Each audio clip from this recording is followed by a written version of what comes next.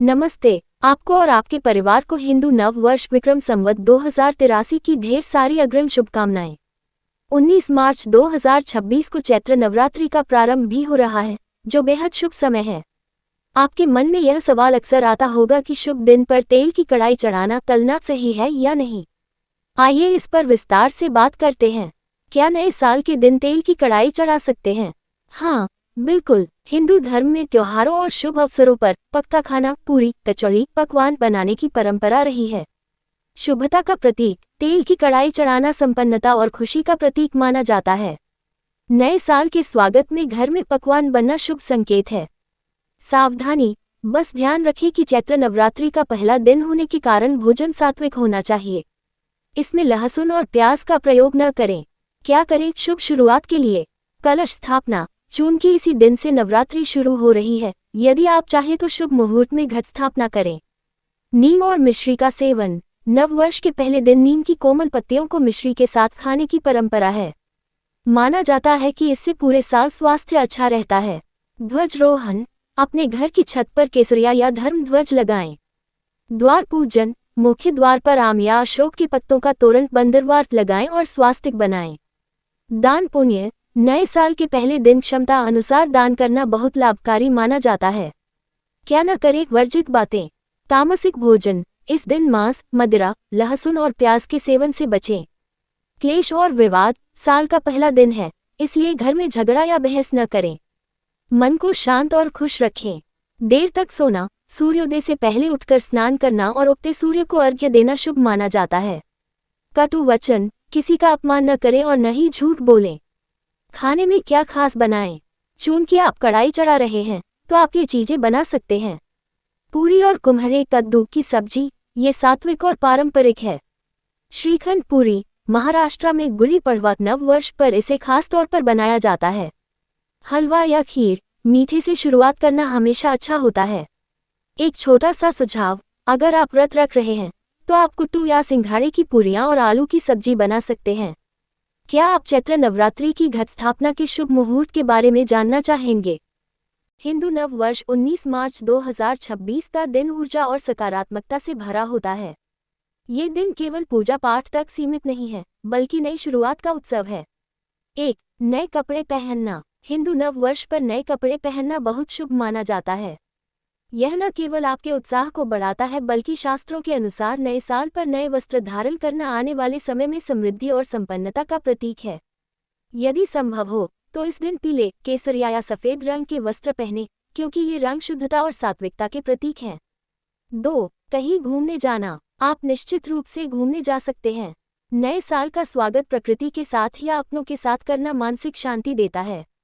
मंदिर दर्शन। यदि आप कहीं बाहर जा रहे हैं तो कोशिश करें कि दिन की शुरुआत किसी मंदिर के दर्शन से हो। पारिवारिक मिलन। दोस्तों और रिश्तेदारों के घर जाना और नव वर्ष की बधाई देना रिश्तों में मिठास लाता है। 3. शुभ कार्य करना। हिंदू कैलेंडर के अनुसार नव वर्ष का पहला दिन चैत्र शुक्ल प्रतिपदा स्वयं सिद्ध मुहूर्त माना जाता है। इसका मतलब है कि इस पूरे दिन में हर घड़ी शुभ है। नया काम शुरू करना। यदि आप कोई नया व्यापार, पढ़ाई या कोई प्रोजेक्ट शुरू करना चाहते हैं तो ये सर्वश्रेष्ठ दिन है। खरीदारी। घर के लिए वाहन, सोना या इलेक्ट्रॉनिक सामान खरीदना बहुत शुभ रहता है। निवेश। फिक्स्ड डिपॉजिट या शेयर मार्केट में निवेश की शुरुआत के लिए भी लोग इस दिन को चुनते हैं। एक छोटा सा सुझाव, चूंकि 19 मार्च 2026 को चैत्र नवरात्रि का पहला दिन भी है, इसलिए यदि आप बाहर खाना खाने का प्लान बना रहे हैं तो सात्विक भोजन बिना लहसुन प्याज वाला ही चुनें, ताकि त्योहार की मर्यादा बनी रहे। क्या आप चाहते हैं कि मैं आपके शहर के आसपास कुछ प्रसिद्ध मंदिरों या घूमने वाली जगहों के नाम सुझाऊं जहां आप इस शुभ दिन पर जा सकते हैं? पौराणिक कथाओं के अनुसार हिंदू नव वर्ष चैत्र शुक्ल प्रतिपदा का दिन केवल एक तारीख नहीं, बल्कि ब्रह्मांड के जन्म का दिन है। इसकी सबसे प्रमुख कथा सृष्टि की रचना से जुड़ी है। 1. ब्रह्मा जी द्वारा सृष्टि की रचना। ब्रह्म पुराण के अनुसार इसी दिन भगवान ब्रह्मा ने इस सृष्टि यूनिवर्स का निर्माण कार्य शुरू किया था। कथा। सतयुग की शुरुआत इसी दिन से हुई थी। भगवान विष्णु की आज्ञा से ब्रह्मा जी ने चैत्र शुक्ल प्रतिपदा के सूर्योदय के समय पूरी सृष्टि, ग्रह, नक्षत्र, नदी और जीवों को रचा था। इसीलिए इसे संवत्सर, वर्ष का पहला दिन माना जाता है। 2. सम्राट विक्रमादित्य और विक्रम संवत। ऐतिहासिक और पौराणिक महत्व के अनुसार इसी दिन उज्जैन के राजा विक्रमादित्य ने शकों, विदेशी आक्रमणकारियों को पराजित कर भारत की भूमि से खदेड़ दिया था।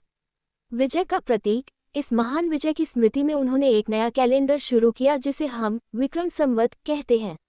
आज हम जो वर्ष 2083-2026 ईस्वी में मनाएंगे वह इन्हीं की देन है। कहा जाता है कि इस दिन प्रजा ने घी के दिए जलाकर और खुशियां मनाकर अपने राजा का स्वागत किया था।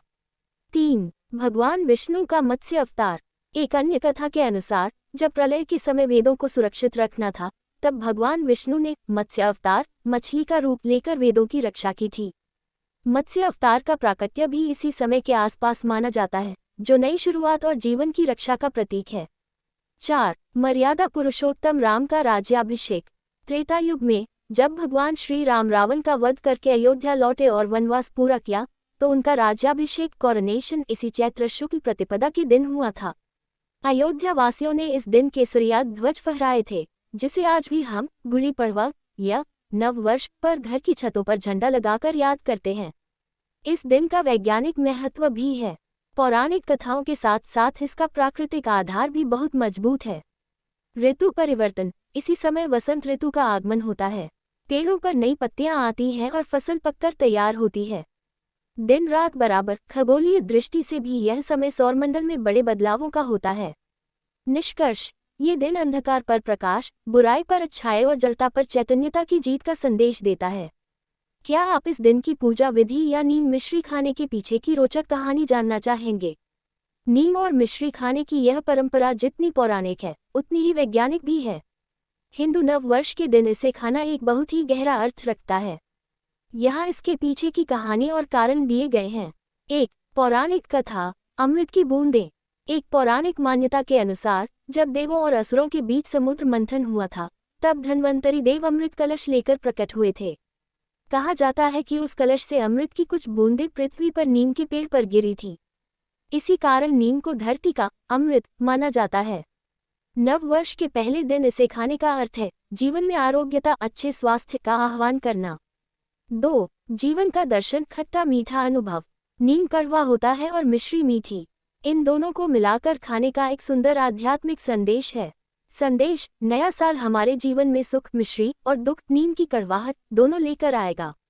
हमें इन दोनों को समान भाव से स्वीकार करना चाहिए। यह मिश्रण हमें सिखाता है कि जीवन केवल खुशियों का नाम नहीं, बल्कि चुनौतियों को भी धैर्य से स्वीकार करने का नाम है। 3. वैज्ञानिक और आयुर्वेदिक महत्व। सबसे खास, चैत्र का महीना वह समय होता है जब ऋतु बदल रही होती है, सर्दियों का जाना और गर्मियों का आना।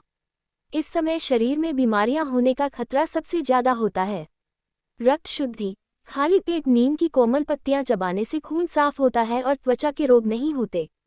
रोग प्रतिरोधक क्षमता, इम्यूनिटी, नीम एंटीबैक्टीरियल होता है, जो आने वाली गर्मियों में चेचक और अन्य संक्रमणों से शरीर की रक्षा करता है। मिश्री का रोल, मिश्री नीम की अत्यधिक कड़वाहट को कम करती है और शरीर को तुरंत ऊर्जा ग्लूकोज देती है। कैसे करें इसका सेवन? हिंदू नव वर्ष 19 मार्च 2026 की सुबह नहा धोकर नीम की 5-7 कोमल लाल रंग वाली पत्तियां लें। उसमें थोड़ी मिश्री और संभव हो तो काली मिर्च और अजवाइन मिलाएं। इसे पीसकर या चबाकर पूरे परिवार के साथ ग्रहण करें। एक छोटा सा टिप, राजस्थान में तो इस दिन नीम के पत्तों का रस पीने का भी रिवाज है, जिसे कड़वा घूंट कहा जाता है, ताकि पूरा साल मीठा बीते। क्या आप जानना चाहेंगे कि घर पर विजय पताका, नया झंडा लगाने की सही दिशा और तरीका क्या है? घर की छत पर विजय पताका या धर्म ध्वज लगाना हिंदू नव वर्ष की सबसे सुंदर परंपराओं में से एक है। यह न केवल आपके घर की शोभा बढ़ाता है, बल्कि नकारात्मक ऊर्जा को दूर कर विजय और यश का प्रतीक माना जाता है। यहाँ ध्वज लगाने का सही तरीका और नियम दिए गए हैं। 1. ध्वज का रंग और आकार। रंग, ध्वज हमेशा केसरिया या लाल रंग का होना चाहिए। केसरिया रंग त्याग, तपस्या और ऊर्जा का प्रतीक है। चिन्ह, झंडे पर ओम, स्वास्तिक या हनुमान जी की आकृति बनी हो तो वह अत्यंत शुभ माना जाता है। आकार, ध्वज त्रिकोणीय 2 कोनों वाला होना चाहिए।